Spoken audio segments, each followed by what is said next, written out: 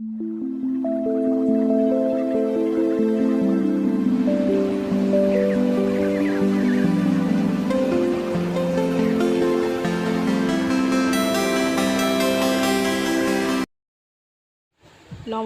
শুভ সকাল সবাইকে। কেমন আছো তোমরা? সকলেই ভালো আছো আশা করছি।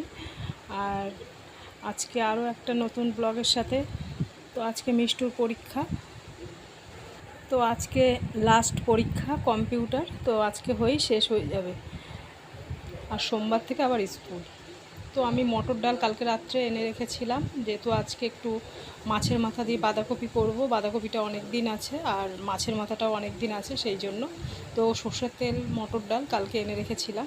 তো এদিকে আমি চাটাও বসিয়ে দিয়েছি, সকালে চা না খেলে আবার হয় না।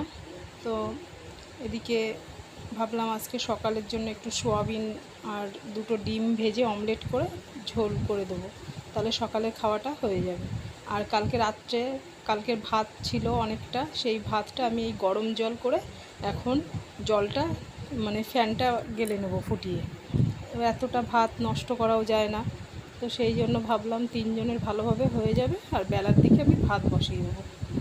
তো দুটো ডিম আমি নিয়েছি, দুটো ডিম ফাটা ছিল, সেটা আবার দেখলাম কোনটা ফাটা বুঝতে পারছিলাম না। দুটো ডিম নিয়ে তিনজনের হয়ে যাবে। আর সোয়াবিন দিয়ে দেবো। তো সোয়াবিনটা আমি ভেজে নিয়েছি অল্প তেল দিয়ে, আর এদিকে কড়াইতে তেল দিয়ে দিলাম, সাদা তেল দিয়ে ডিমটা ভেজে নেব। তো মিষ্টু আবার এই ডিম দেখে মানে ও ভাজা খেতে, ডিম ভাজা খেতে খুব ভালোবাসে, কিন্তু সব সময় তো ডিম ভাজা খাওয়া ভালো না, সেই জন্য এই অমলেট করেই ঝোল করে দিচ্ছি। তো তার জন্য আমি তেলে একটু গোটা জিরে আর তেজপাতা দিয়ে দিলাম ফোড়নে, দিয়ে আলুগুলো দিয়ে দিলাম। আর এদিকে আমি মশলার জন্য একটা পেঁয়াজ ঘষে নিচ্ছি, আর একটু লাল লঙ্কা ছিল, কাঁচা লঙ্কা, একটু রসুন আদা একটু বেটে নেব। আর মিক্সচার বের করলাম না, সামান্য মশলার জন্য আবার মিক্সচার নেব, সেই জন্য ভাবলাম এতেই বেটে নিই। তো পেঁয়াজ বাটাটা আগে দিয়েছি, দিয়ে আলুর মধ্যে দিয়ে ভালো করে কষিয়ে নিচ্ছি যাতে কাঁচা গন্ধটা না থাকে। আর তারপরে দিয়ে দিচ্ছি মশলাটা, আদা রসুন কাঁচা লঙ্কা বাটা। তো একবারে হলুদ সব মশলা দিয়ে, জিরে গুঁড়ো ধনে গুঁড়ো সব দিয়ে আমি কষিয়ে নিচ্ছি। আর এই তরকারিটা মানে আমারও খুব ভালো লাগে খেতে। আর এদিকে তরকারিটা ভালো করে কষিয়ে নিলাম, নিয়ে এবার সোয়াবিনগুলো দিয়ে দেবো, দিয়ে আর একটু কষিয়ে তারপরে জল ঢেলে দেবো। তো আমাদেরই ঠিক করতে হয় সকালবেলায় কী খাবে, দুপুরবেলায় কী খাবে, রাতে কী খাবে, এইগুলো আমাদেরই ঠিক করে মানে আমারই ঠিক করে মাথায় খাটিয়ে তারপরে সমস্ত কিছুটা তৈরি করতে হয়। তো মিষ্টুকে দিয়ে দিচ্ছি ভাত, আর এদিকে দুপুরের ভাতটাও বসিয়ে দেবো, কারণ অনেকটাই বেলা হয়ে গেছে। আবার ওর বাবা এই সবজি বাজার করে নিয়ে আসলো, তো আজকে পাবদা মাছ নিয়ে এসেছিলো, তো করবো না, সেই জন্য পাবদা মাছটা রেখে দিয়েছি কালকের জন্য।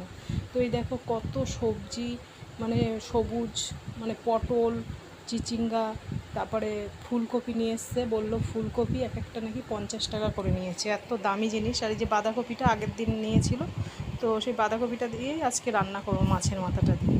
হাফ মাথা রয়েছে, তো আমাদের ওইটুকুতেই হয়ে যাবে। তো আমি ডালটা আগে ভিজিয়ে রেখেছিলাম বলে এখন ডালটা সেদ্ধ বসিয়ে দিলাম। ভাবছি একটু লাউ ডাল করব, লাউ কেটে নিয়েছি, তো ডাল সেদ্ধ বসিয়ে দিয়েছি। আর এদিকে বাঁধাকপিও কেটে নিয়েছি, বাঁধাকপিটা একটু ভালো করে ধুয়ে নিয়ে তারপরে একটু গরম মানে সিদ্ধ বসিয়ে দেবো, সিদ্ধ করে জলটা ফেলে দেবো। তো অসময়ের বাঁধাকপি তো মানে যেটুকু কপি সেইটুকুই আছে, কমই নি একদম। আর এদিকে আমি দুদিকেই মানে কড়াইটা বসিয়ে দিয়েছি, এদিকে ডালও বসিয়ে দিয়েছি, আবার কপিটাও বসিয়ে দেবো, কারণ অনেকটাই দেরি হয়ে গেছে রান্না করতে। তো সেই জন্য মাথাটা আগের দিন ভেজে রেখেছিলাম, আবার এখন একটু ভালো করে ভেজে নিচ্ছি, কারণ আগের দিন অনেক দিন ফ্রিজে ছিল, 2-3 দিন ফ্রিজে ছিল, তো সেই জন্য একটু ভালো করে ভেজে নিলাম। আর এদিকে ডালও সেদ্ধ হয়ে গেছে, তো ডালের মধ্যে একটু লাউ আর লবণ দিয়ে দেবো, দিয়ে আবার একটু ফুটিয়ে নেব, তারপরে ফোড়নটা দেবো। তো এদিকে মাছের মাথাও ভাজা হয়ে গেছে, এটা তুলে নিচ্ছি। তুলে নিয়ে এবার গোটা জিরে ফোড়ন দেব। তো আমি একটু অনুষ্ঠান বাড়ির মতনই করব, মাছের মাথা দিয়ে যাতে আষ্টে গন্ধটা না লাগে, সেই জন্য গোটা গরম মশলা, শুকনো লঙ্কা, তেজপাতা ফোড়নে দিলাম। আর এদিকে পেঁয়াজ দিয়ে দিলাম, বেশ ভালো করে ভেজে নিচ্ছি। আর তারপরে আলুটা দিয়ে দেবো। আমি আলুটা আগে ভেজে নিলাম না, একবারেই বসিয়ে দিলাম। দিয়ে এবার মশলা দিয়ে ভালো করে একটু কষিয়ে নিলাম, সামান্য একটু জল দিয়ে। এবার মাছের মাথাটা দিয়ে আর একটু কষিয়ে নেব। তো মাছের মাথা দিয়ে বাঁধাকপি খেতে ভালোই লাগে, অনেক দিন পরেই করছি।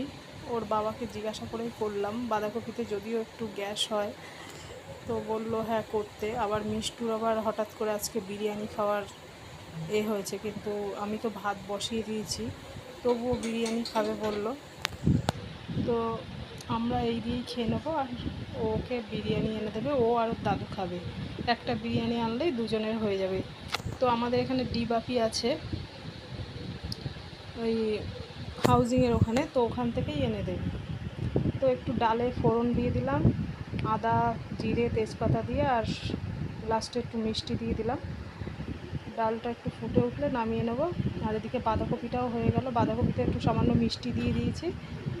আর নামানোর আগে ঘি গরম মশলা দিয়েছি। ডালটাও নামিয়ে নিলাম, আর বাঁধাকপিটা কড়াইতেই রেখে দিলাম, পরে যখন দুপুরবেলায় খাবো তখন আর একটু গরম করে নেব। ঠান্ডা হয়ে গেছে, আর তার আগে আমি একটু গরম মশলা আর একটু ঘি দিয়ে দিলাম। বেশ অনুষ্ঠান বাড়ির মতনই হয়েছে বাঁধাকপিটা। আর এদিকে যে বাসি জামা কাপড়গুলো ছিল সেগুলো ধোয়া হয়নি বলে আমি এখন ধুয়ে দিচ্ছি।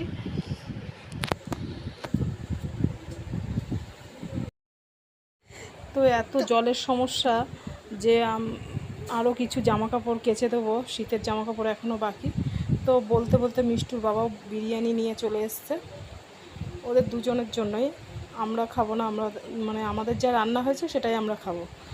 তো আমি এখনও স্নান করিনি, তার আগে মিষ্টু স্নান করে এসছে, আর ওর দাদুকেও দিয়ে দিলাম, দুজনকে একসাথে দিয়ে দিলাম। তো ডিবাপির বিরিয়ানিতে এত পরিমাণে রাইস দেয় যে ভালোভাবে দুজনের হয়ে যায়। আর মাংসটা তো খুবই বড় দেয়, মাংসটাও বেশ নরম করে। তো দুজনকে দিয়ে দিলাম, দিয়ে আমি এখন স্নান করতে যাচ্ছি। স্নান করে আসলাম, এসে ওই ভাবলাম যে মিষ্টুর বাবা পুজো দিচ্ছে, দুজনে একসাথে খেতে বসবো। তো বাঁধাকপির তরকারিটা খুবই ভালো হয়েছিল, আর ডালটাও ভালো হয়েছে। এরকম খাবার মানে ভালোই লাগে। বন্ধুরা, ভিডিওটা ভালো লাগলে অবশ্যই কমেন্ট করবে। আর আজকের মতো ভিডিওটা এখানেই শেষ করছি, পরের বার নতুন ভিডিওর সাথে আবার দেখাবে। নমস্কার।